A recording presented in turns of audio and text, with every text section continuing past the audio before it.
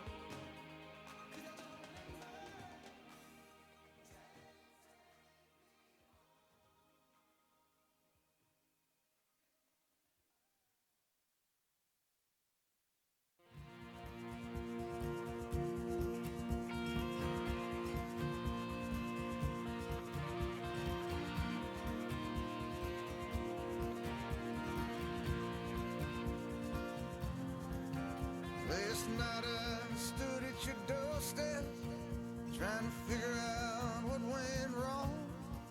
You just slipped something into my palm, then you were gone. I could smell the same deep green of summer. Above me the same night sky was glowing. In the distance I could see the town where I was born. It's gonna be a long walk home. Yeah, pretty island, don't wait up for me. Gonna be a long walk home. A long walk home. In town I pass Sal's grocery, barber shop on South Street. I looked into their faces, they're all rank strangers to me.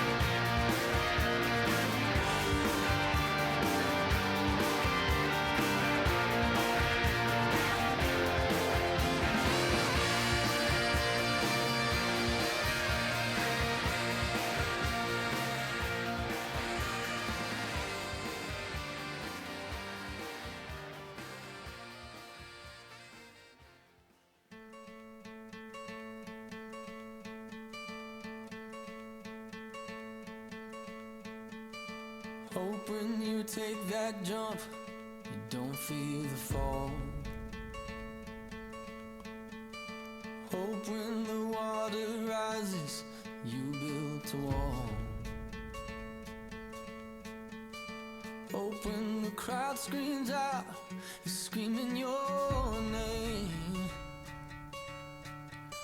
Hope if everybody runs, you choose to stay.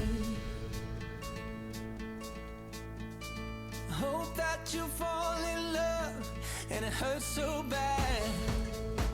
Hey, the only way you can know, you give it all you had. And I hope that you don't suffer, but take the pain. Hope when the moment comes, you'll say,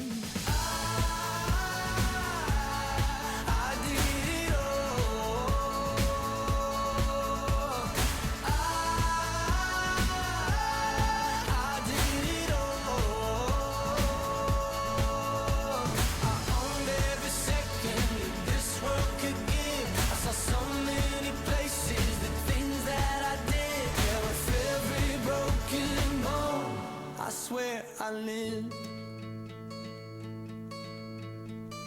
Hope that you spend your days, but they all add up. And when that sun goes down, hope you raise your cup. Oh, I wish that I could witness all your joy and all your pain. But until my moment comes, I'll say, I did it all.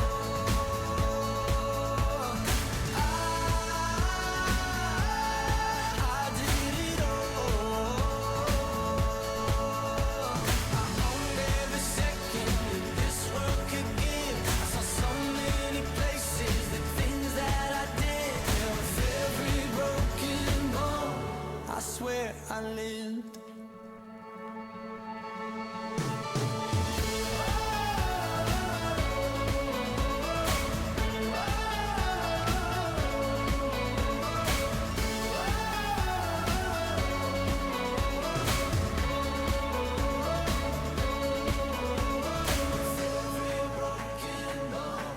I swear I lived. Every broken bone, I swear I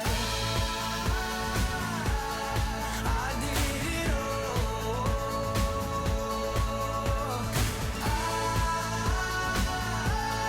I did it all. I owned every second that this world could give. I saw so many places, the things that I did. And with every broken bone, I swear I lived.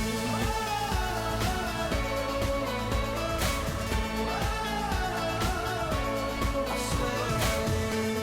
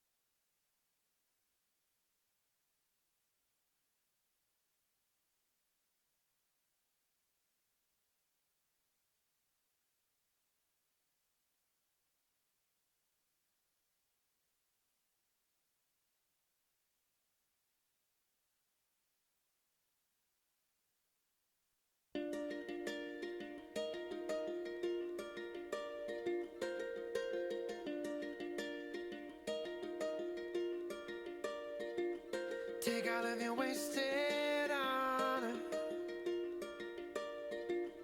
every little past frustration. Take all of your so-called problems.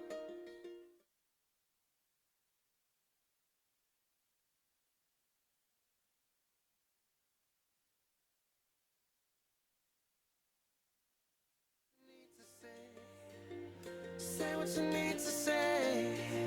Say what you need to say. Say what you need to say.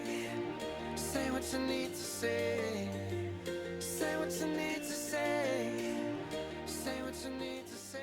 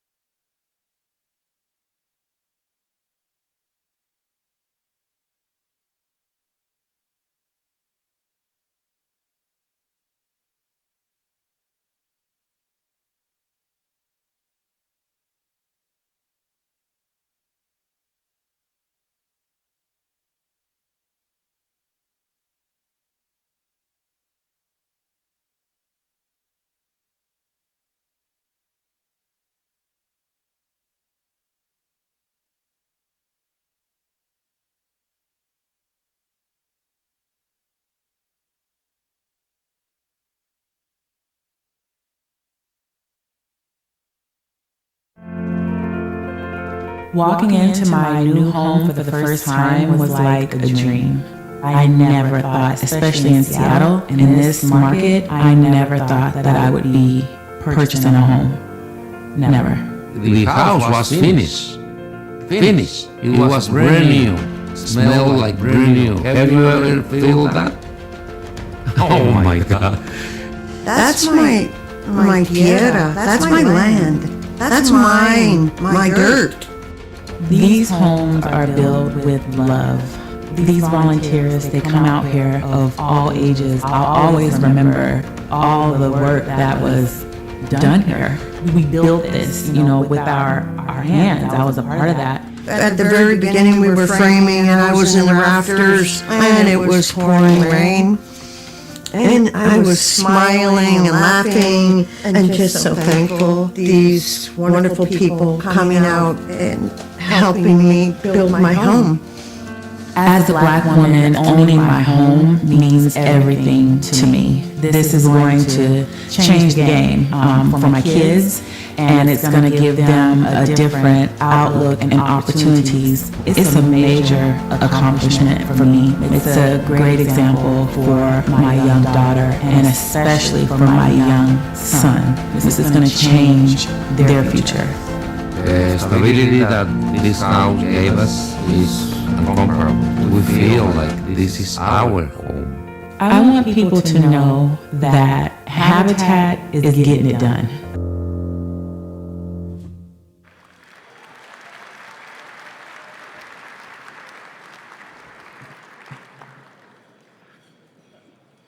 That's all you got?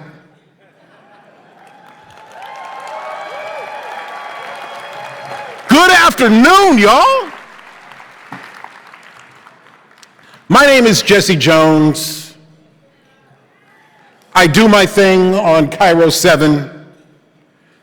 I try to right wrongs, but I am so happy to be here and so amazed to see so many everyday heroes in this room. I think we spend so much time talking about folks who only show up when the cameras are there. People here have to talk to folks face to face. They get their fingernails dirty. They have the tough conversations. They make things happen, and in the end, you're saving lives. And for that, I have to say thank you, personally, to all of you. We are gathered here today to support Habitat for Humanity, Seattle, King, and Kittitas counties, and its mission to tackle affordable housing. And to hear from Bobby Wagner, y'all. He's leaving Seattle, but we'll see him in the Hall of Fame in Canton. Now, all of us are aware that so many in our community struggle to afford housing. Soaring rents and home prices have led to a substantial rise in housing costs. Many must choose between paying for housing or for food, medical care, or other essential expenses. And aspiring home buyers are increasingly priced out of the housing market, setting back efforts to grow home ownership for households of color. The American dream is so far out of reach, it can feel hopeless. But look around. Look at the tables. Look at the people sitting next to you. And there you will find hope. There is hope. And that hope is Habitat. And you'll hear more about that today. But let's begin with a prayer of thanks and hope. Please welcome Reverend Terry Kylo from Paths of Understanding. From my hometown, memories of... Look at all the beautiful hearts in this room. But our hearts are heavy. They're heavy because we're being tempted to believe that the worth of human beings is equal to the worth of their checking account. But Habitat for Humanity and all of us here today say that we're not going to believe that lie because we see every person as human. Our hearts are heavy because we're being tempted to believe that our humanity is based on our political party or wisdom tradition or culture or race. But our hearts are heavy today because we're tempted with that, but our hearts are here because we don't believe it. So I want to invite you into a silence, a human silence, to take the power of your heart and join together everyone in whatever tradition is home to you. And we're going to hold 3 silences.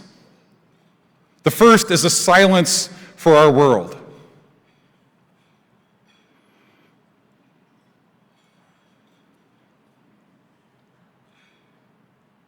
Take a deep breath, everybody. The second is a silence for all those who are unhomed or in fear of losing theirs.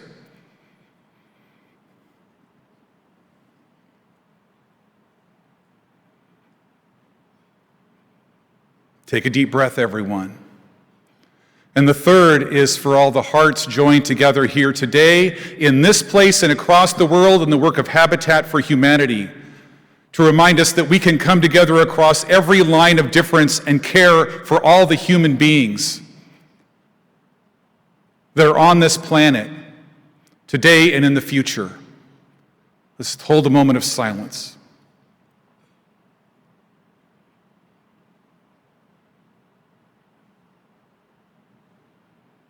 And let's take a deep breath.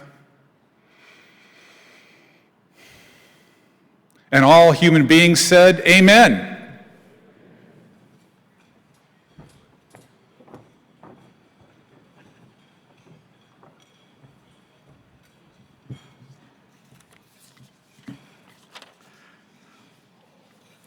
Thank you, Terry. We're all here because we believe in Habitat's mission, that every person deserves to have a safe, decent, and affordable place to live. And the organization works to achieve this goal in many ways. Habitat provides a unique opportunity for hardworking individuals and families to help build and buy their own home affordably. And because of that, Habitat homes remain in their permanently affordable home inventory. A single Habitat home benefits multiple families for decades. Habitat also works with existing homeowners who need assistance with critical repairs to alleviate health and safety issues, allowing them to remain housed. This means seniors can age in place in the homes and communities they've lived in for years. Habitat promotes adequate, affordable housing solutions by advocating on the local and state level to change systems, policies, and attitudes to achieve decent housing for all. And at a time when the lack of affordable housing is at crisis levels all over King and Kittitas counties, your support by being here has never been more critical. Thank you. First, we have some special guests to recognize today, our platinum sponsors. Platinum, that means a lot of money. $50,000 or more each and every year to support Habitat's mission. And thanks to their generosity, every dollar you donate will go directly towards building strength, stability, and self-reliance through affordable home ownership. Please hold your applause until you hear my name. Jesse Jones.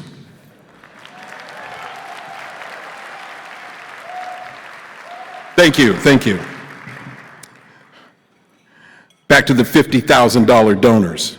Platinum level sponsors are Amazon, Bank of America, FHLB, Harnish Foundation, Holy Trinity Lutheran Church, JP Morgan Chase, Microsoft, MJ Murdoch Charitable Trust, Second Use Building Materials and Salvage, Satterberg Foundation, the John C. and Carol K. Hughes Foundation, and the Roma Foundation.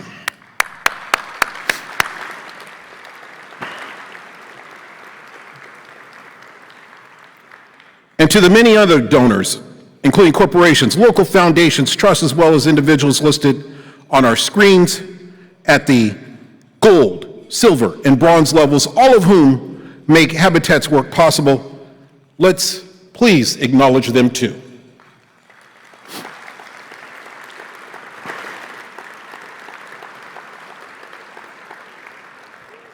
Speaking of generous businesses, later when you make a gift to support Habitat, you'll be able to double the difference you make by responding to a $150,000 challenge match.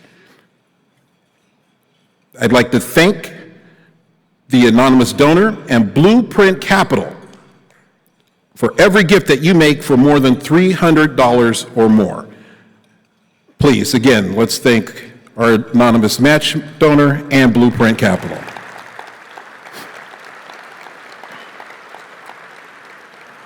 More recognition goes to Habitat's dedicated board of directors and its hardworking staff who make sure your donations are efficiently and effectively used and kept off an episode of Jesse Jones. I'm that guy, I will investigate anything. I will not investigate my mama though, I'm not that guy. And of course, your table captains who invited you here today and have filled this full house of generous people supporting Habitat. And a big thank you to our current 3-door partners on the screen.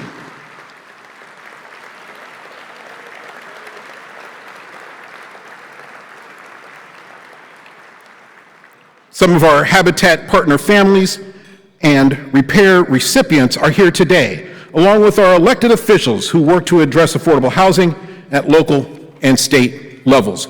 Would all the board members, staff members, table captains, 3-door partners, and elected officials and Habitat partner families please stand to be recognized.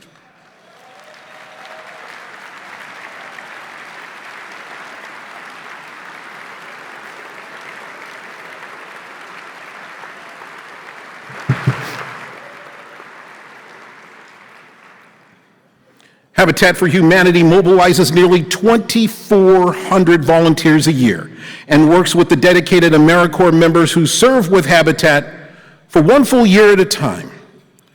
If you are now or ever have been an AmeriCorps member or Habitat volunteer, please stand.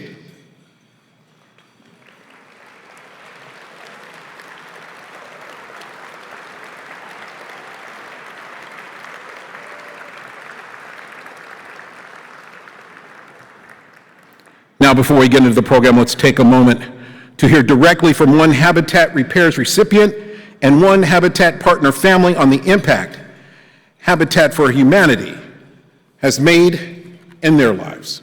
Let's take a look.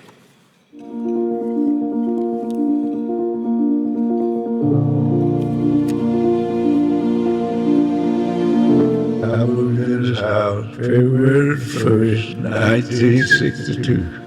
I've been here 62 years. I liked the neighborhood because I knew a lot of people in the neighborhood. before I moved here, see. My grandpa, originally from Alabama as a kid, grew up on farm, went to the military, served in the Korean War. He moved to Seattle in the Central District, which is the only place that black folks could even live. They created a wonderful community here, and he's lived here for the remainder of his life, and he enjoys it. I grew up here in this house with my grandparents, playing in the yard, running and jumping in his lap till I got too big, and he said, "Boy, you gotta quit jumping." I think it took a long time. I was really way too big to be doing that, but I did it for a long time. I do a lot of impact-based artwork, murals and stuff in the Central District, and so it's cool because I have like a first-hand experience person that can tell me about everything, like all the experiences here, all the people. I'm here every day for the last few years, just helping out. Now, currently trying to raise the money to save the house. Between, his age, my grandma passing away with hospital bills, my dad passing away with hospital bills, other family members, and him being the sole provider of all of our families, took out a reverse mortgage to survive on, to just live on, and to pay all that debt. And then took out another reverse mortgage to pay that reverse mortgage. So now the equity's been stripped out of the home. I reached out to Habitat for Humanity to do some repairs for my grandfather's home, the electrical being very, very old, not up to code, and rails in the house. We don't have the financial capability to be able to afford those repairs that are really needed for safety for my grandfather. Habitat for Humanity replaced the front steps and rails. I can move stable. I can hold on to the rail. Once I get somebody to hold on to it, then I'm pretty stable. They did electrical grounded outlets on the first floor, and they basically remodeled the entire bathroom. I mean, new toilet and a handrail, flooring, vanity, sink, cabinet, everything. And to see his smile on his face when he seen him. I couldn't believe it. It looked so different. Not only did they do good work, but they were very respectful, very nice, and honestly, we became friends. Habitat has great people working for them, and I really appreciated the kindness and the communication and the thoroughness of their work.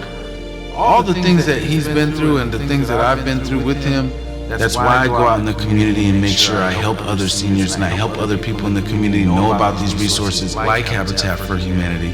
Home means family to me. This is his home that he worked hard for and provided a roof over my head as well. When I'm living in my home, I do things I want to do. That's right. Habitat for Humanity is an organization that cares about its community.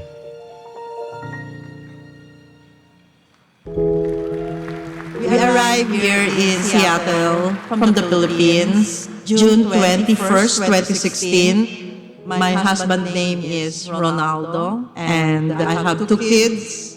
The eldest is Consan Renice Hong, and my son's name is Ron Andre Hong. We love to live in Washington because of the incredible nature.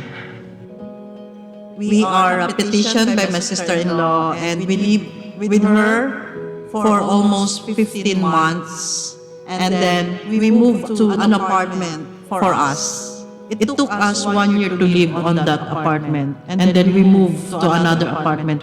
It's hard paying the apartment paycheck to paycheck. My son has a special need. It's been a struggle. I just work part-time because I need to take care of my son. Paying the apartment, it increased per year. You have to budget your money. So what will be left? My son is jumping, so we need to live on the ground floor so that he cannot disturb neighbors or people. You need your own space. I had acquired a lot of stress, and I have my heart disease, my high blood pressure. I was depressed. In 2022, we are naturalized, and that's the time that I told my husband, we're going to look for a house. When I'm searching, I saw some information about Habitat. I wrote a letter telling some information about my family. And I have a son who has a special needs that needs a space. Habitat responded. There is an answered prayer. We are selected. We're going to have a house. When the ceremony started, oh my God, is this real? Is this happening? This will be ours. This will be our house.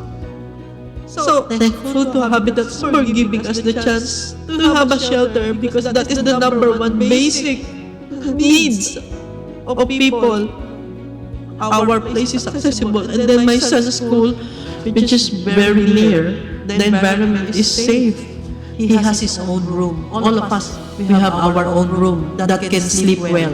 My son's favorite thing is the stairs. He loves walking to the stairs up and down, up and down. We are stress-free. To the donors, a million thanks is not enough. Your financial contributions give us quality of life, helping us to achieve our dream. Home means to me is the place where you will be protected. Thank you, Habitat, for giving us a home. Habitat, give me hope again.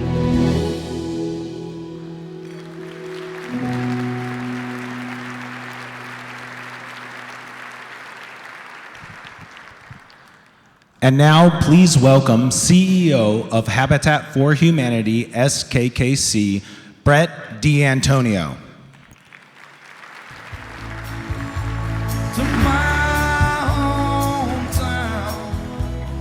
Hello, everybody, and thanks for joining us as we tackle the issue of affordable housing together. Before we get started, I'd like to take a moment to acknowledge the passing of one of Habitat's strongest supporters and most loved volunteers, Mrs. Rosalind Carter. In partnership with former President Jimmy Carter, her husband of 77 years, she inspired millions and worked alongside more than 104,000 volunteers in 14 countries to build, renovate, and repair 4,390 homes. The Carters created global awareness of Habitat's mission. They served as tireless champions, advocates, and spokespeople, allowing Habitat to expand its work across all 50 states and 70 countries. Mrs. Carter, you lived a life of service, compassion, and grace, and we will forever be grateful for your leadership and dedication to Habitat.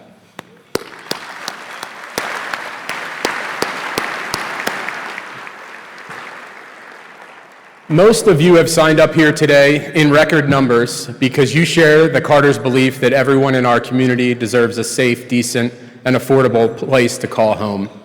And thanks to your continued support, we have a lot to celebrate. The achievements and partnerships we realized in 2023 and the momentum we're riding as we head into 2024. To start, Habitat aims to significantly increase the production of permanently affordable homeownership opportunities in our region by serving more than 200 households per year by 2028. Our journey is already well underway, marked by exponential growth over the last 5 years, achieving the highest level of production in our history, completing just under 100 homes and repairing 175 in just the last 2 years alone. Together,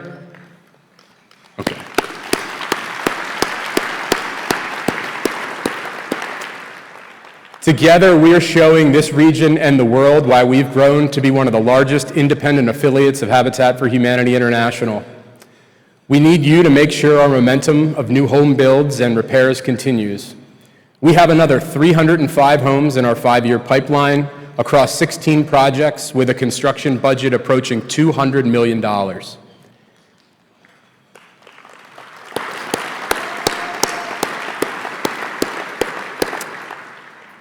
King County is still one of the most expensive housing markets in the nation, and Kittitas County faces the same challenges of increased costs and limited supply.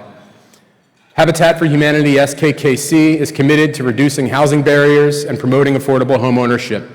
We have an innovative, proven approach to expand housing opportunities for all. In fact, our affiliate has been recognized by Habitat International and awarded Best Innovative Design for our diligent approach that we take to address housing equity issues. We need to address the risk of housing insecurity and displacement for middle and low-income residents, and people of color in our communities. In a historic partnership with African Community Housing and Development that's centered on Black homeownership and prosperity, together we will develop and steward 65 new, permanently affordable homes across 3 sites in the Rainier Valley.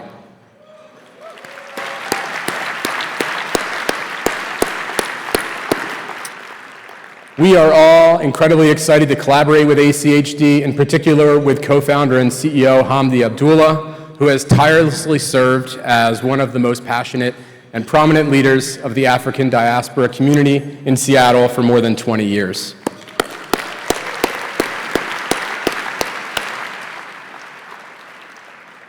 Habitat is also a proud member of the Black Home Initiative. Working with partners across the public and private sectors, we aim to remove the racial inequities at the core of the housing ecosystem in a collected effort to generate 1,500 new Black homeowners in the next 5 years.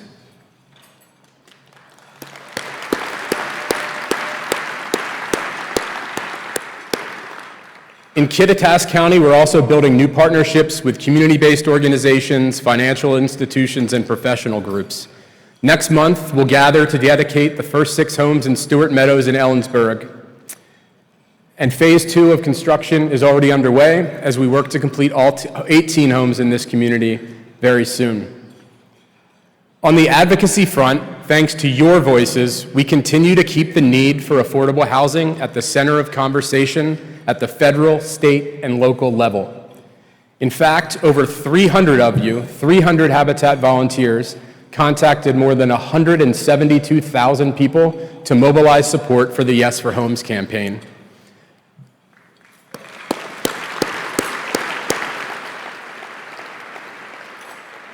Helping to pass Seattle's housing levy, a historic investment of nearly $1 billion for affordable housing.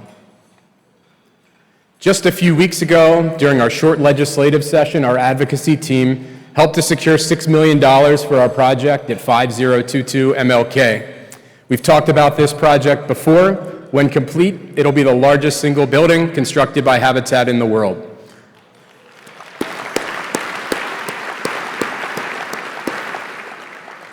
And with this final piece of funding in place, we can now announce that we expect to begin construction in 2024.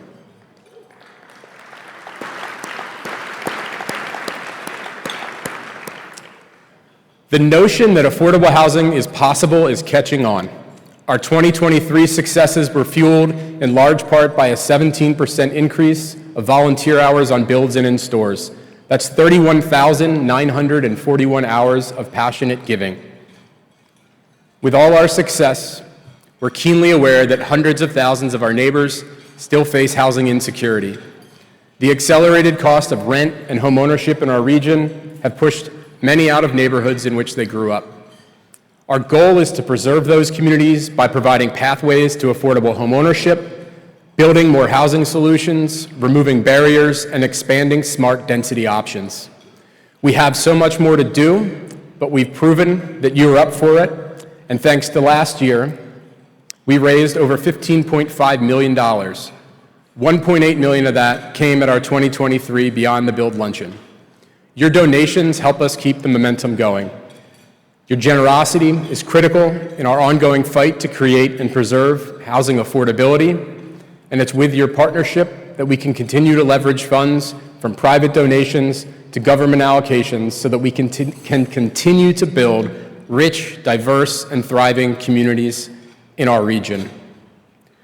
Our vision for the future is bolder than ever, but we're poised to meet the challenges and seize the opportunities of the rapidly changing world of housing. Join us now and help us build a better future for our families, our communities, and our region. Thank you.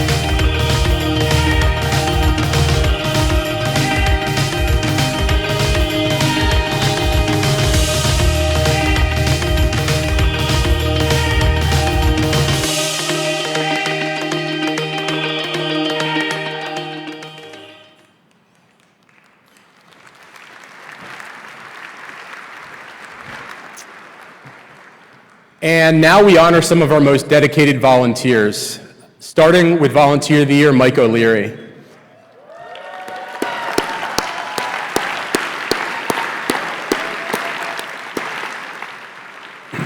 Mike started volunteering with us in 2006 and has since worked on 30 different projects. He's had a hand in building or repairing more than 160 homes and has volunteered over 5,000 hours. This makes him a gold member of our Habitat Volunteer Corps and number 2 on our affiliates list of all-time volunteer hours.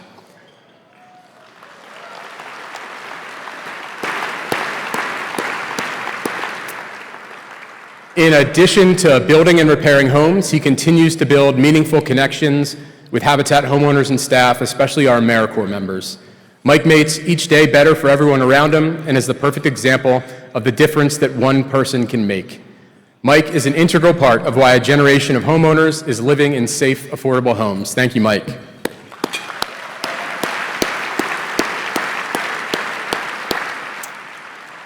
We have a few more volunteers we want to thank. If you'll each stand as you're called so that we can acknowledge you.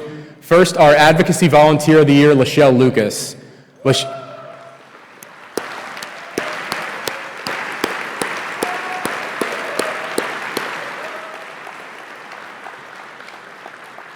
Lachelle is a lifelong Seattleite, a mother of 2 and a Habitat homeowner, and also a stellar Habitat advocate.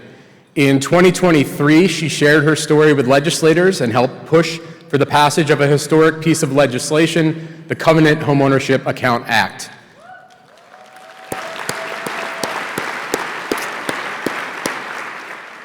Thank you, Lachelle, for continuing to stand up for your community and for affordable housing. One more.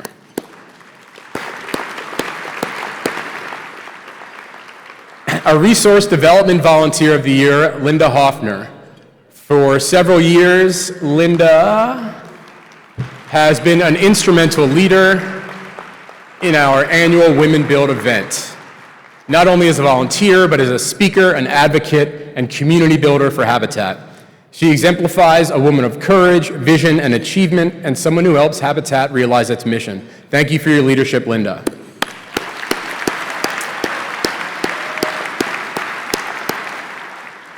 And our home repair volunteer of the year, Mikhail Popko, who is unable to make it today, has been a huge support for our home repair team.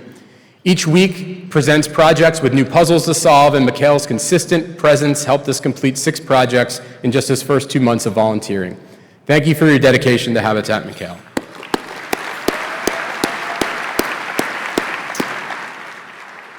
And last, but certainly not least, our Manny Wisner Volunteer Service Award winner, Lorraine Yerger.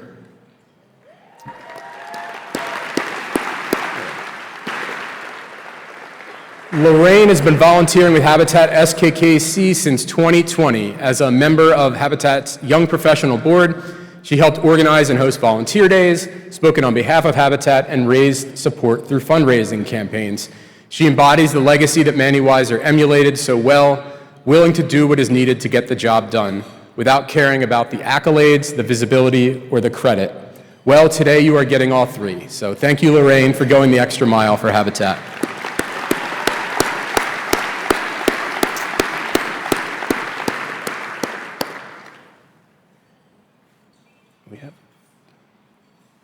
We have a video. In many places in the United States, the cost of housing is rising. Government and nonprofit services are focused on helping those with the greatest need, but families who make a low to moderate income are having a harder time finding housing they can afford and are often overlooked. 70% find themselves financially strained with housing and utilities, and this disproportionately affects people of color. Booming areas across the country are experiencing a lack of affordable housing, including some of the great cities that provide homes for Amazon employees. We are committing $2 billion to create Amazon's Housing Equity Fund. This will help to create affordable and inclusive housing by providing below market rate loans for mission-driven developers, funds for minority-led housing organizations, and support for creative solutions with public agencies. Amazon is doing our part to help make sure everyone has housing they can afford.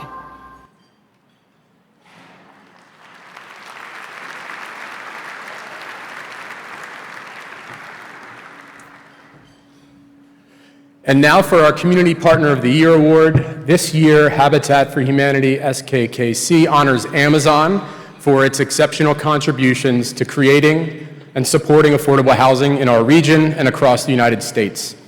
To start, in the last year alone, we've welcomed 141 Amazon volunteers to our various build sites, contributing 844 hours across 15 different days. Amazon volunteers have supported our Bellevue store, our builds at Yarrow Cottages and Highland Terrace, and participated in our Women Build program. Volunteer support like this moves our mission forward in significant ways. In 2021, Amazon established its Housing Equity Fund, a program to date that has helped create or preserve over 7,200 units of affordable units across the Puget Sound. In partnership with the National Housing Trust, Amazon invested $40 million to help moderate income residents purchase homes as a path to build generational wealth. We're thankful for Amazon's continued support of our programs and investment in Habitat's model of making dreams, the dream of homeownership, possible. Please welcome Alice Shobe, Global Director, Amazon Community Impact, who will accept the Community Leader of the Year Award with our deepest gratitude.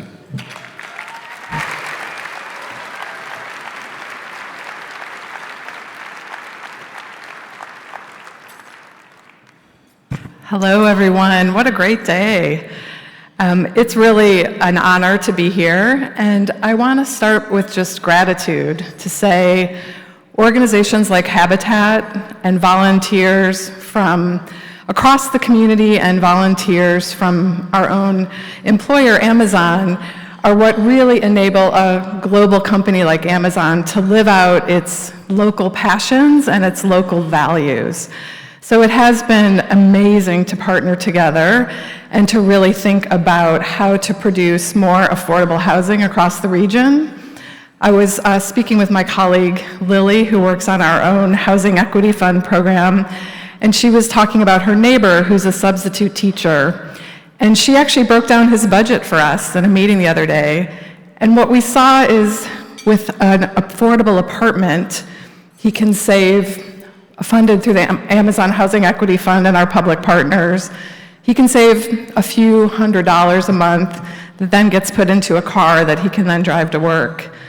And what we're so inspired about the work with Habitat is, again, I think about Lily's neighbor, and I think about the next step is homeownership. So he can be a long-term resident in the community, build equity and asset. So we're in it together. We're super excited to work with you, and truly humbled and honored for this award. I also want to thank our public partners. A big part of the secret sauce is the city, the county, the state, Sound Transit, all of whom we've worked with. And so our public partners often go unrecognized for their contributions. So I hope you'll also give them a round of applause today, too. Thank you very much.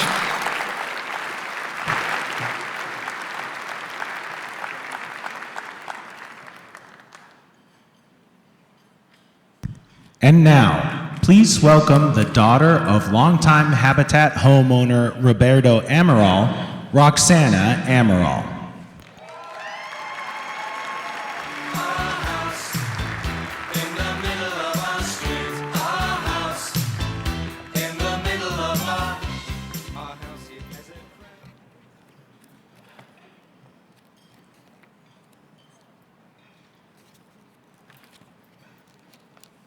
It's going to take me a second to get my speech ready here.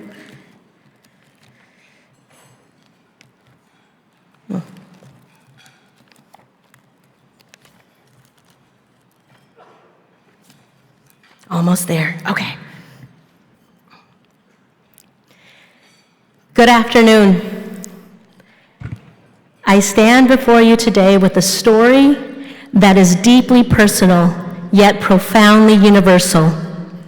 It's a narrative of resilience, hope, and the transformative power of community. A journey through the lens of generational impact that has shaped the lives of my parents, my life, the lives of my children as well. I'd like to start the journey by sharing about my parents. Both came from big families, and were the older children.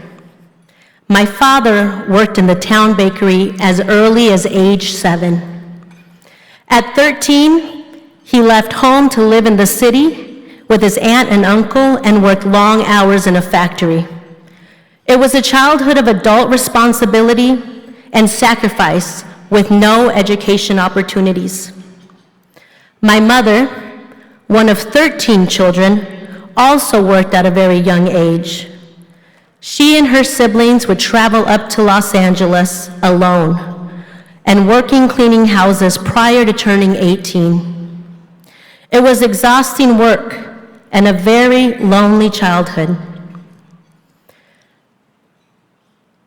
As adults, my parents met and began a life together.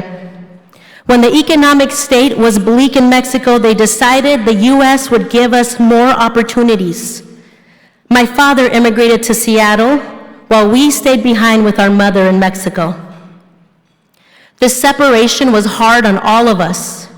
I remember many nights sitting on the curb outside our house, looking up at the stars, feeling heartbroken that he was not with us, not knowing when we would see him again.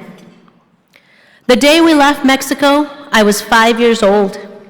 I remember my mother locking up the house, grabbing a suitcase with our belongings, and walking up the cobblestone road to my grandparents' house. The walk was quiet. We held the tension of the bittersweet feeling of being reunited with our father and leaving everything we knew behind. Once it was time to say goodbye to our family, my mother cried for what seemed to be an eternity. As she said goodbye to my grandparents and everything in Mexico. My grandmother passed away shortly after. I think my mother knew it would be the last time she would be with her. Our early years in Seattle were difficult, marked by crowded living spaces and financial strain. Initially, we shared a single bedroom in a home occupied by several people, mostly men. The house was very old, musty, and at times kind of a scary place, not a place you'd like to call home. We then moved into a one-bedroom apartment that was still old, not very well taken care of, and no matter how clean it was, we had cockroaches and mold on the windows and walls. My brothers and I slept in the living room, me on the couch and my brothers on the floor. Then we moved into a very old blue house, and though more spacious, when it rained, the basement flooded so high that I would picture myself rowing a boat through it every time it happened, dreaming of floating away somewhere else. When Habitat entered our lives, our dream quickly became a reality. My elementary school teacher, Ms. Eisenhower, whose husband was a carpenter and had volunteered with Habitat, told us about the organization. She even helped us fill out the application. I'll never forget the sense of pride and joy I felt as I helped build my own home, a beautiful sanctuary where we were able to finally put down our roots and thrive. For the first time, stability became our reality, and with it, a newfound sense of confidence and possibility. As my brothers and I grew older, our Habitat home allowed us to focus on school. All three of us were involved in sports and extracurricular activities. And because my parents' mortgage was so low, they didn't have to work long hours like they used to. They were able to support us through our adolescent years and guide us when growing up felt hard.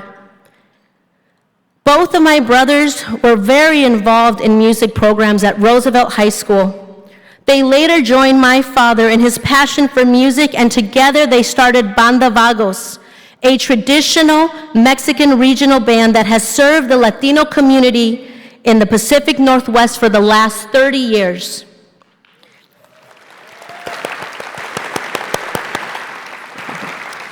I too thrived and found my niche in sports, volunteering in ASB. My junior year, I was elected vice president, and then my senior year, elected senior class president. We all graduated and went to college to pursue higher education. In college, Roberto went to sound engineering and Cesar into jazz studies.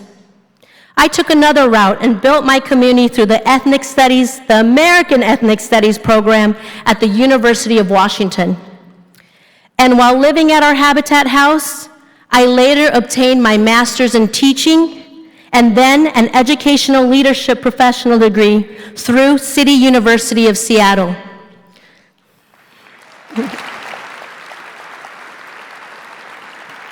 My education has allowed me to impact the lives of thousands of students and educators, first as a social worker, then teacher, administrator, community partner, and now as a co-leader of an education equity nonprofit, Belong Partners. Belong stands for Building Equitable Learning Communities and Nurturing Growth. As adults, my brothers and I have all been proud homeowners, which has led us to build generational wealth and provide time to give back. Collectively, we have volunteered thousands of hours for organizations and schools in the greater Seattle community. Last year, at the El Centro de la Raza 50th Anniversary Gala, our entire family was recognized for our contributions. I have been serving on El Centro's board of directors for over a decade and currently the board president, the first female president in its 50-year history.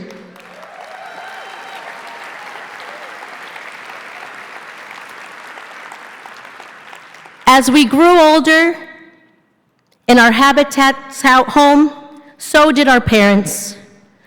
When my mom fell ill and then began hospice, our Habitat house was a sanctuary for us and for her as well.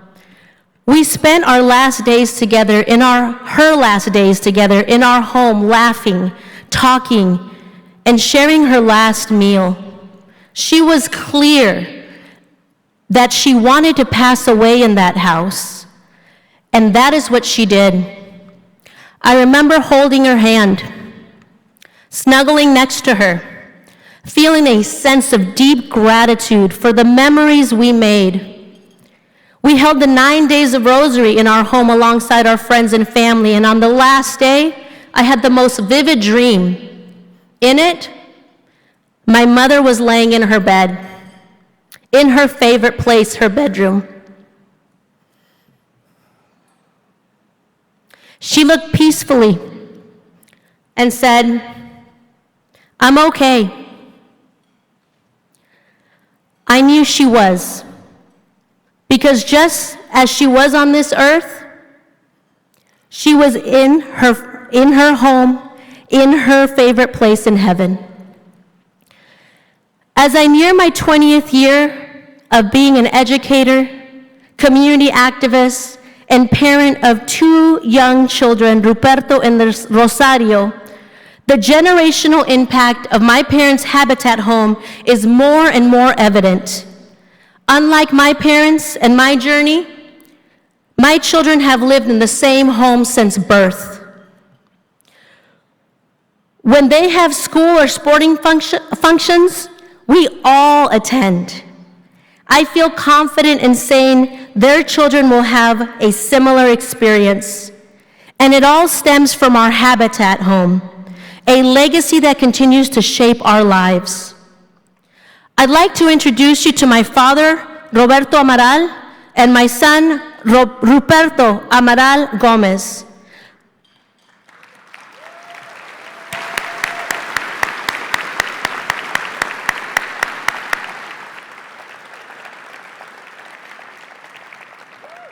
Together, we make 3 generations whose lives have been changed as a result of our Habitat home.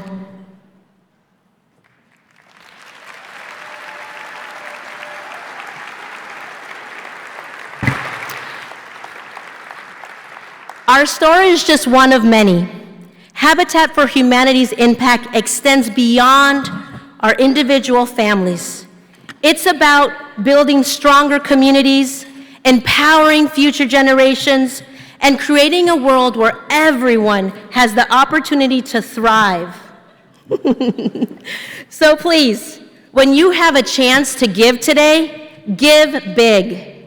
Together, we are building a better world, one family, one community, and one generation at a time.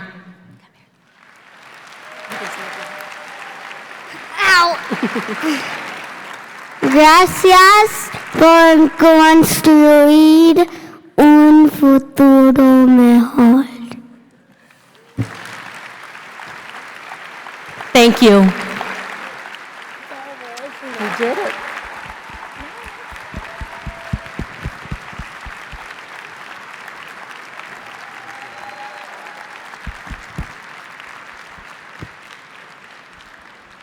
Three generations right here on our stage.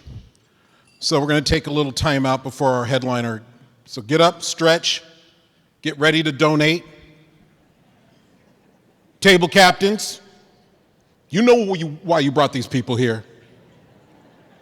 You know why. It's time to write those checks. If you need any help, I'm here. Free service today.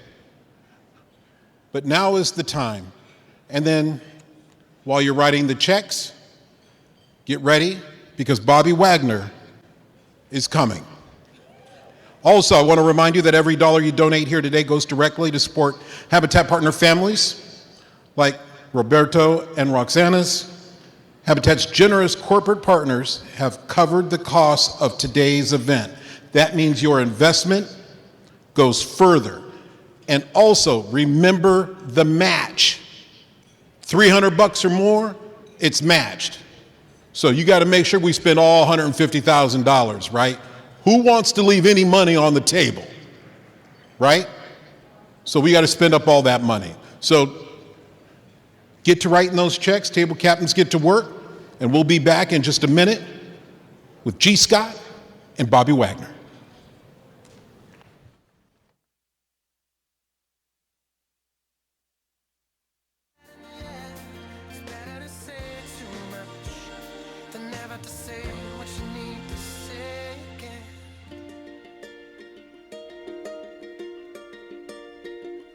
Even if your hands are shaking and your faith is broken, even as the eyes are closing, do it with a heart wide open. Say what you need to say. Say what you need to say. Say what you need to say. Say what you need to say. Say what you need to say. Say what you need to say. Say what you need to say. Say what you need to. Say what you need to. Say what you need to say. Say what you need to say. Say what you need to say. Say what you need to say. Say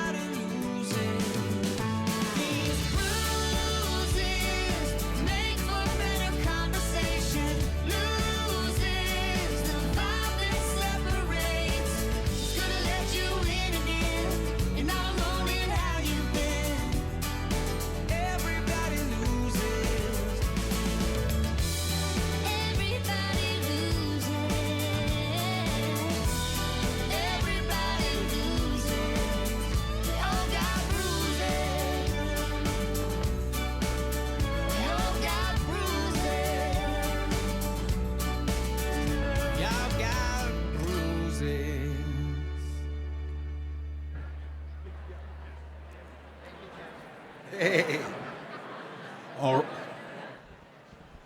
right, everyone. It's time for the star of our show. I'd like to introduce two great men. First is the man doing the interview from the Gia and Ursula show on Cairo Radio, entrepreneur himself, great auctioneer, G. Scott. And along with him, one of the greatest middle linebackers in the history of the National Football League. I know he's gone, but his impact in this town shall never be forgotten. Ladies and gentlemen, Bobby Wagner.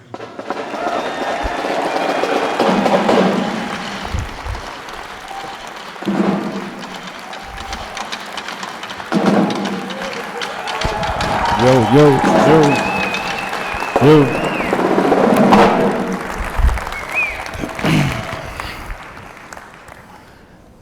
There's a lot of people in here. No, I know. Love you too. Whoever that was. 9-time Pro Bowl, 10 All-Pro, 2010 NFL All-Decade Team, Super Bowl champion, future Hall of Famer. I could keep going, but I want to know how. When was that moment for you when you realized, oh, I'm good at this?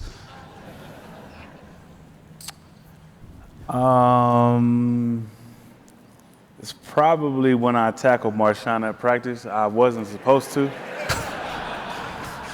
He wasn't really too happy about it either. I was a rookie, and so I didn't know no better. So I felt like if I could tackle Marshawn, I should be able to tackle anybody. Yeah. I know that this is a crowd that, we probably shouldn't say what Marshawn said. Are you allowed to say what Marshawn said when you tackled him that way? I don't know. There's a lot of suits and nice dresses up in here. I don't think the words that he said on the football field are going to go great over here. Now, I said all those accolades, and one of the things that I've asked you before, and I'll ask you again, I know that there are goal setters here and people that set goals, right? And I'm sure that you set goals for yourself. But did you ever write down 9-time Pro Bowl, Super Bowl champion, 10-time All-Pro? What does that look like? How did that happen?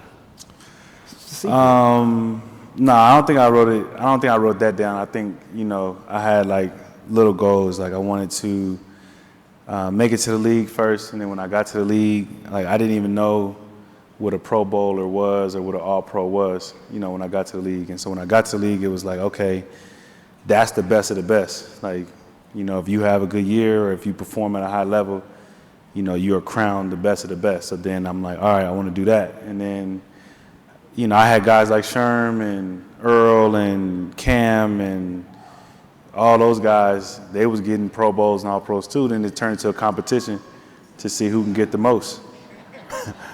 It's fair to say I won. Oh.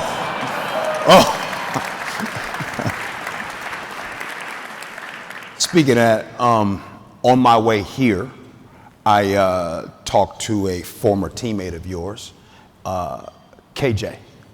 And KJ Wright said, I can't be there, but I want to ask 2 questions.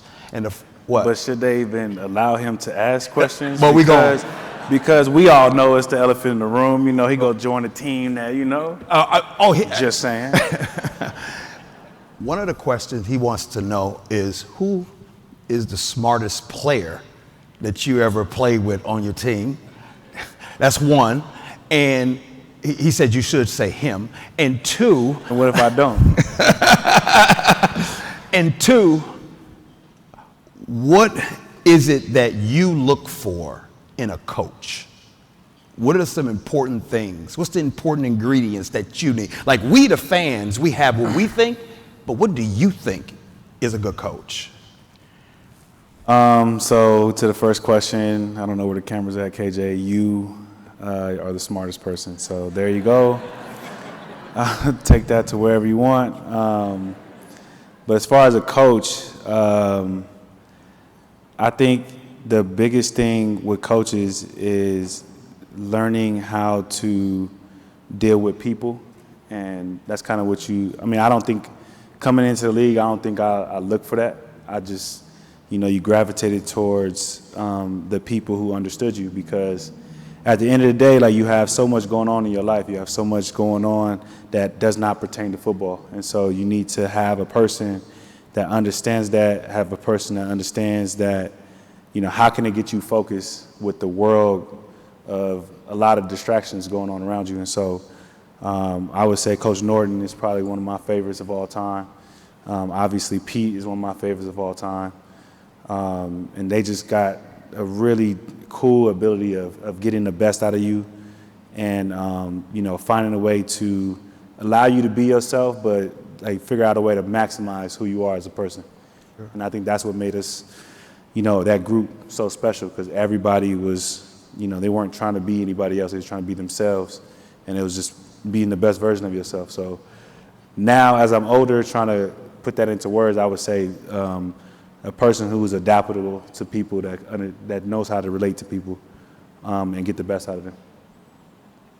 My mama used to say, sometimes you don't know a good thing until it's gone. And a lot of us in the room right now, when we think about one of the greatest football teams ever assembled, we think back to that 2013 Seahawks team. That was incredible. You guys won the Super Bowl, no doubt about that. But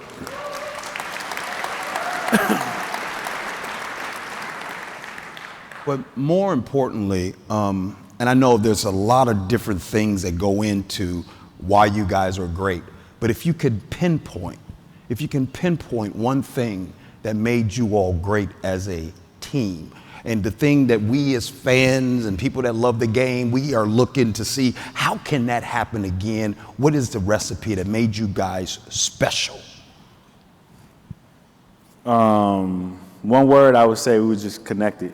We were connected in different ways. I mean, I think we all came in that group, we were all pretty young. Like, I think when I got into the league, I was 21, 22 maybe. KJ was 21, 22. Sherm was like 23. Earl was 23, 24. Cam was, I think, like 25. Marshawn maybe was 28. Like, we were all in the same range. And we were fresh out of college. And so we still lived like college. We went out to eat together. We, talked trash together. And we all just wanted to be the best at our position. So I think that striving for that made us so great, because like, you knew if you came to practice and you didn't bring your A game, somebody was going to let you know, and Sherm would probably be the first person to let you know. So it just made like practices fun, made the environment fun. So when we got to the games, it was just fun. Like, we weren't really, it was so many games, like, you guys wouldn't even know, like, it's like the fourth quarter, we're up by 3, they're driving. You would think that all we're doing is talking about football, and, Sherm's asking something like, what are you eating tonight? Like, that's how just confident we were in our ability that we were going to win, and, you trusted the person next to you. I love that. You talk about the connection that you all have, and one of the things that I think a lot of us have noticed is the philanthropic levels that you guys have taken it to. We are constantly seeing you and your other brothers are out here into the community. And I want to talk about that and why giving back is so important to you. I just think it's just how I was raised. I think it's, sometimes you're put in position to be blessed. And so when you have the opportunity to bless other people, that's kind of where it came from. And then 2, I think when I got into the league, like I said, I had a bunch of great examples of people. And it kind of became a competition again, where it was who can give back the most. Right. And so if Sherm threw a turkey drive and it was 20-something turkeys, then Marshawn might do 50 turkeys. Right. And then Cam might do 75 turkeys. Yeah. And then, it just kept going. But it was a lighthearted competition, because at the end of the day, like, the higher we got, whether it was camps or things like that, which we all supported each other. No matter what it was, like at the end of the day, the more we were able to do, the more people we were able to help. So it was a healthy competition. Well, then take us back then. Take us back, because I know it's important to find out. I know you've given back so many times, but can you take us back to the first time that you remember of giving back? We all love a story. We love to hear it. The first time I ever gave back in life? However you want to do it. In life, as a pro, however you want to do it. I mean, I'm pretty sure I had $1 and I gave somebody $1. I don't know. Oh, that was nice. I mean, you know, everybody had those moments. I think everybody had those moments as a kid. How about as a pro? A time where you really know, like, whoa, I really made an impact right there. I know that one. That's a good question. I can answer that one. I remember when I was in high school, and I was living in the Inland Empire, Ontario, California, and I remember hearing about the Lakers and the Clippers, and they always visited the inner cities, or they always visited all these different schools, and they never touched our area ever. Like, they never came. Like, we always put in like little things for them to come, but they never touched that area. I don't know why. So I said to myself, if I ever make it to the league, I'm gonna come back and touch that area. And so I remember my first football camp that I held for free for everybody, just because I remember like how I felt to have like these professional athletes and forget about an area. And so I wanted to make sure that area wasn't forgotten about anymore. Oh, love that.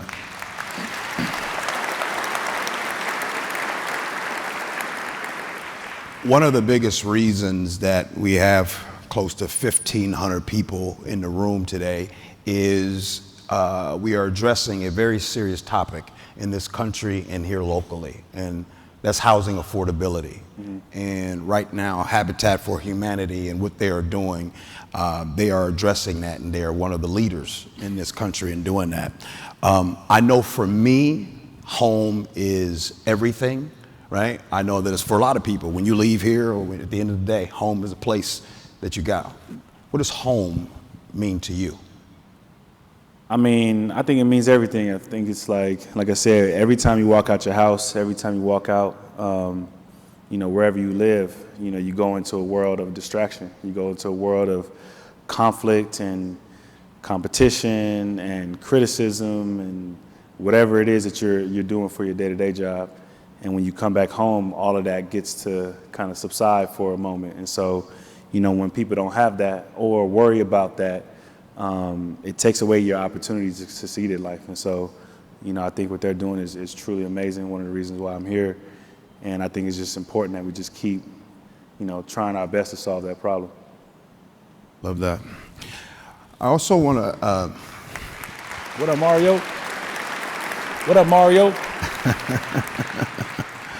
Sticking with with what they do, and you hear about what Habitat for Humanity is doing for so many people, and you just said, you know, you love what they're doing, and you love that they're doing this. But one of the things that's said about you oftentimes, and yes, even though I know you, I still prepared extra to talk to you. And a lot of people say the same thing. They say, maybe he's not gonna be a politician, but he will be the president or CEO of a company. Oh, they say that? They do. That's cool. They do. I don't know if any companies out there, you know, I'm just saying.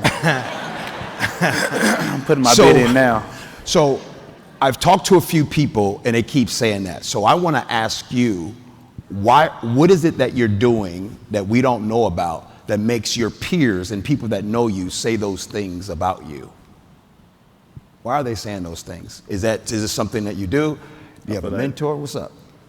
Do I got a mentor? I mean, I got mentors. I mean, I don't know. I'm constantly learning. So, like, I feel like we play a very fortunate sport where, you know, we get paid a lot of money. We do a lot of things that are pretty cool. But at the same time, like, our season, if you're lucky, goes from August to February. And then from mid-February till July, you have so much time on your hands to learn other things. And so I think I use that time to learn other things. I've interned at different companies. I read a lot. That's pretty well known. I'm going back to school to get my MBA. So probably that is potentially could be a reason. Okay. Potentially. All right. And then I speak about wanting to, help bring a basketball team back to the city and,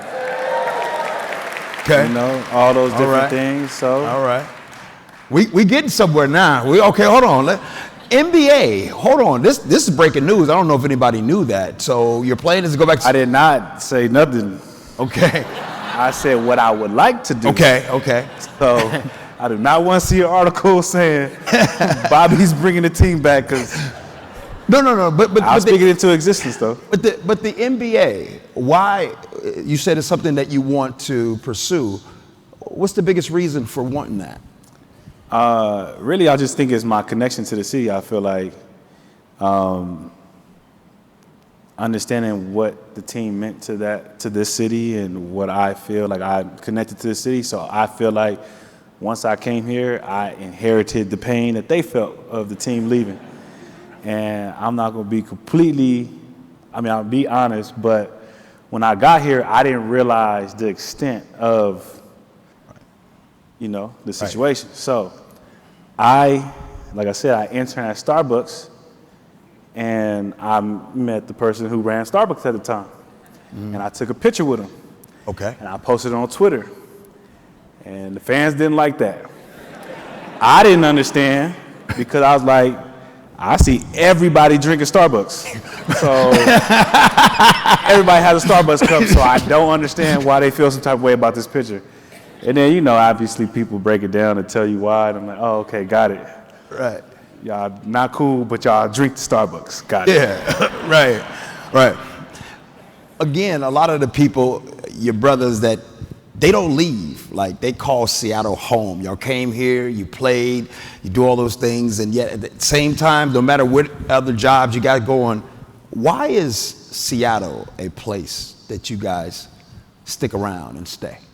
I think it's just so many amazing memories. I think it's so many amazing connections. I think there is, for me at least, I could say, a lot of my adult time in my life, my adult growing up was spent in Seattle. Like when you're a teen, you don't know nothing. Like you just living life, and then when you're at college, you just happy that you don't have to deal with your parents no more. And then, I come to Seattle and it's like, now I got bills and all type of stuff, like taxes. So I think it's just my connection to the city. For me, at least, it's my connection to the city, how much I love and appreciate this city. And, I feel like they've embraced me and allowed this place to become my home. And so I want to do my best to take care of it and give back what they gave me. Yeah.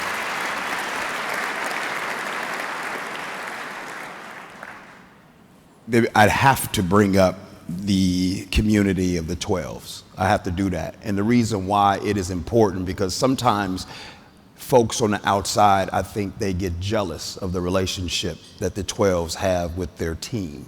And I want you to talk about either how great the relationship has been with the 12s for you all as a team, the support, and what that meant to you guys. It means everything. I think, again, I went to Utah State College, So we have a home game. It's maybe this room that's at the stadium. Right. And then you come to Seattle and there's like 70,000 people. You know what I mean? And just the love that they have for the team, the support they have for the team, how they come out. I don't know how many false starts, has happened before. So it's like we appreciate that energy, even like walking through the city, And for me, at least, I didn't. I feel like I always appreciated it, but I think when I was playing for the Rams and I came back that last game, just being out in the city and then the reception I got was really cool. And so I'm forever grateful. Love that. One of the things that I want to do, and this is important as we get ready to wrap up this interview, is there's hundreds of questions that I can ask, but maybe there's a question that I haven't. Hundreds of questions you can't ask. But- Is that many? Yeah, no. I just write in my book. That's gonna be in your book? Yeah. Really? I don't know, but I'm thinking about it. You like that? I'm pretty sure if I wrote a book, people might read it. I think so too. I'll tell y'all some secrets. Yeah. Mario know. I want to ask you this though.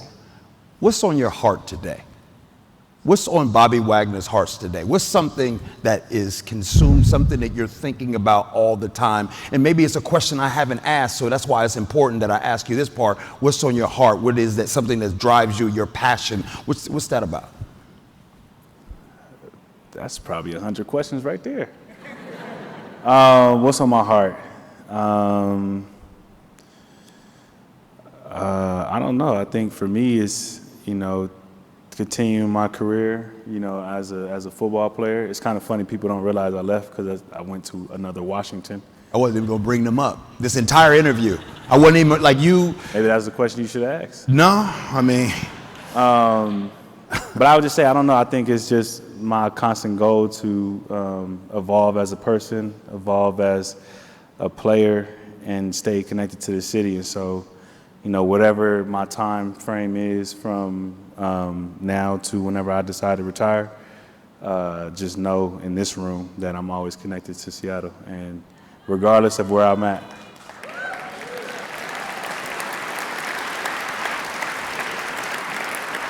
I mean, you're not gonna love it out there the way you love us, right? Huh? You're not gonna love them out there. I don't want to bring up their names, but you're not gonna love them on the East Coast the way you love here, right? We your first love, only love. I think that's a loaded question. Here's why. The people in the room, all love. Front office, a little bit different, you know what I mean? Okay. But yeah, it's always gonna be love for sure. And it's not gonna be, it's East Coast, it's cold out there, you know what I mean? Get dark. I don't know, I've never been on the East Coast, so all of this is, I think I trained on the East Coast one time, I think it was in Florida. I hated it because I couldn't watch the Laker game because the game came on like 10:30. Right. So, well, you know what I mean? Yeah. We're gonna figure that out.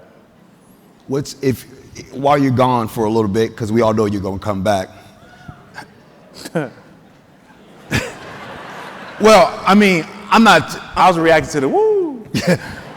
I'm talking about to come back to live, y'all. Live. If there's something that you could take from Seattle and take it out there with you at your new home, what would it be? What's that one thing that you like? Somebody said me. This is an interactive crowd right here, I tell you. It's a crowd. Easy. What's the one thing you would take from Seattle and take it back on the East Coast with you? I would just say like just the energy, the drive that I feel like the city has to be great at everything they do. I feel like there's so many successful companies. Obviously the team's successful. And it's because I think everybody wake up and have a passion, and they have a reason to get something done, and they have goals, and they have things that they set out. I feel like this is one of the most successful cities, in my opinion. And it's still trying to figure out a way to be better. So I think that constant trying to be better than what you were yesterday, I think that's what I'll probably take out there.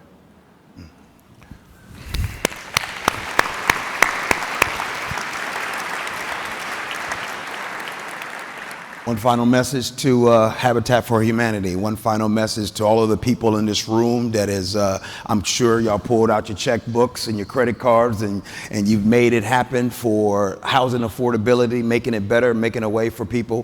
What's your final message to the great people that's here in this room, brother? My final message is just, obviously, thank you for having me here. Thank you for listening to me. Thank you for accepting me, watching me for all those years. Hopefully you continue to watch, even though it's, different colors. I will say I do get to finally wear a black jersey, Mario, so take that. But nah, like seriously, I think Seattle is always my home. I'm around the city majority of the time if I don't have a hoodie on. So, if you ever run into me, say what's up, because it's all love.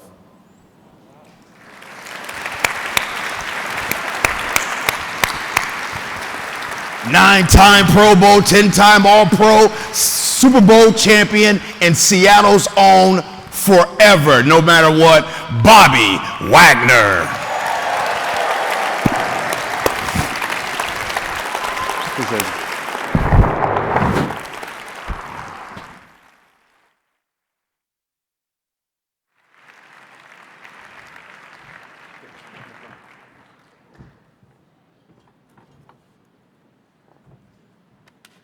Jesse Jones.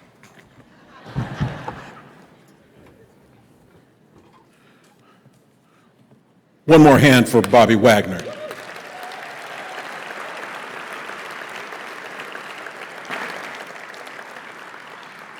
All right, we got a raffle coming up. 4 tickets to a suite for any Seahawks game in 2024. But you must be present to win. So I see some of y'all leaving. Good luck. Before we get to that, please remember every gift you make of $300 or more will be matched up to a total of $150,000 by our anonymous donor and Blueprint Capital. Also, you can find other ways. There's a QR code or text to give. Please text to BTB 2024 to 7177. And also, I'd like to thank Pacific Office Automation for the suite tickets. And here we go. Where's Lily?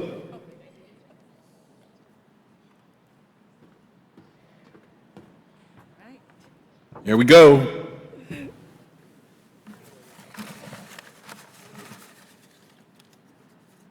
Thank you. Here.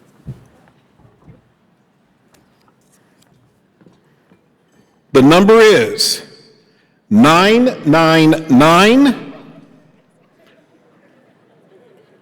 696.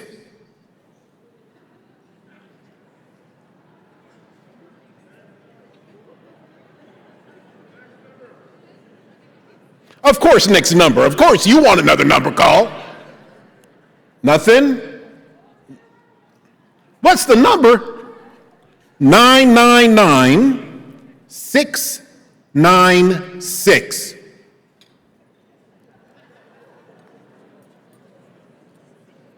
Nothing?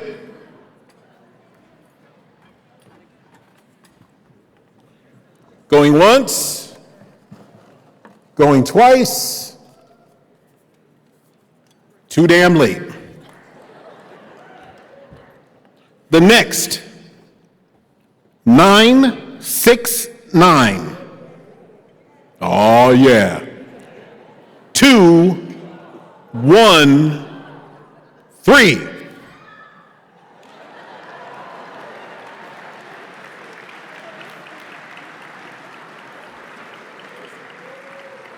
We got a winner? Well, come on up.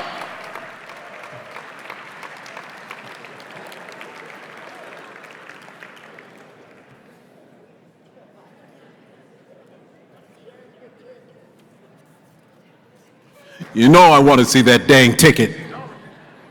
I deal with fraudsters and scammers all the time. I got to make sure this is for real.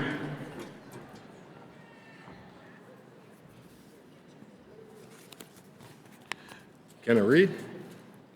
You're going to take me, right? Congratulations. Cool. Thank you. Have a great time.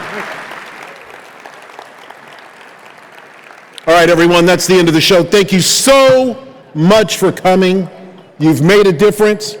Somebody's yelling at me. Good to see you, too. Thank you so much for coming. This was a wonderful, wonderful event. And we will see you next year. And go Hawks.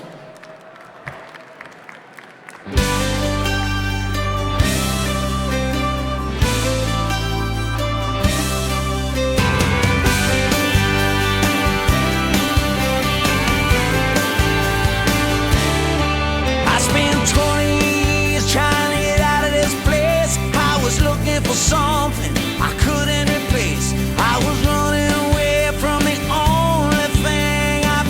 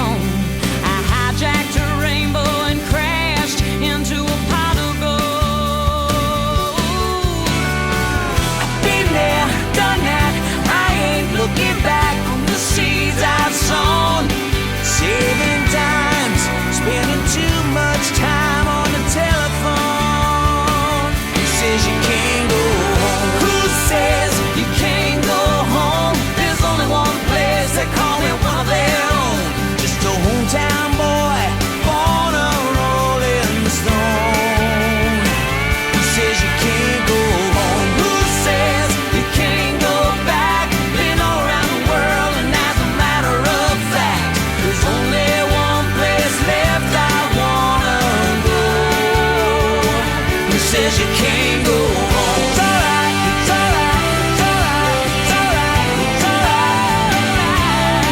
I went as far as I could, tried to find a new face. There isn't one of these lines that I would erase. Lived a million miles of memories on that road. Every step I take, I know that I'm not alone. You take the home from the boy, but not the boy from his home. These are my streets, the only life I've ever known. Who says you can't go home? Who says you can't go home? There's only one place, they call me one of their own. Just a hometown boy, born a rolling stone. Who says you can't go home? Who says you can't go back? Been all around the world, and as a matter of fact, there's only one place left I wanna go. Who says you can't go home?